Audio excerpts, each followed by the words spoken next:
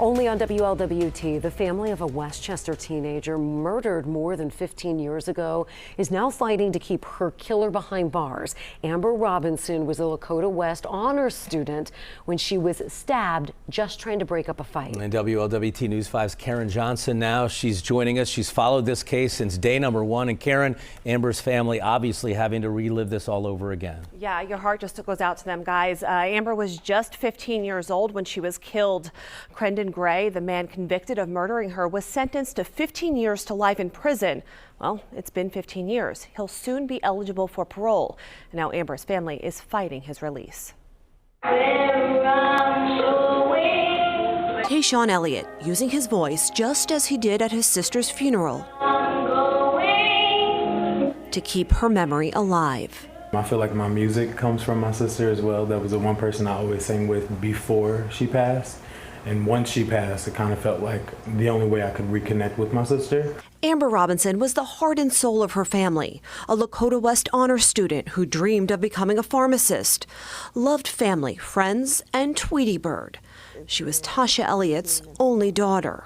She was just a beacon of light for our family, and I still feel her with us every day. Amber was 15 years old when she was murdered outside a Westchester apartment complex in 2009. Amber was trying to break up a fight and protect another child when she was stabbed by 19-year-old Crendon Gray. He murdered my daughter in broad daylight with an apartment complex full of people. There were little kids out there, babies that watched her die, something they'll probably never, ever forget. And I just feel like he would do it again. Now, 15 years after his conviction, Gray is about to be eligible for parole. Life should mean life. His sentence was 15 to life. We shouldn't have to live this again. Amber's family says keeping Gray in prison is the only justice Amber has left. Fight for Amber like she fought for the boy she was protecting that day. As Amber's family takes on this fight, they'll continue to keep her memory alive, just as they always have by honoring her on the milestones she never got to reach, like graduation.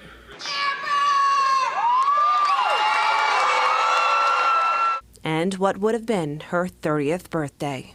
Happy birthday, Amber!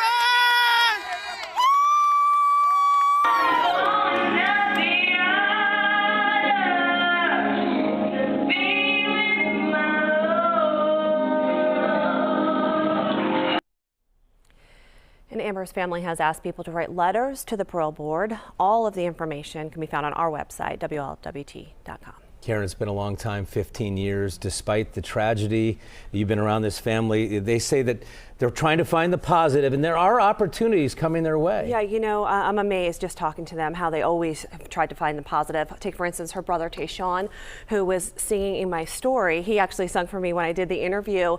And I remember I was at the funeral. He was singing. He was about 9 years old.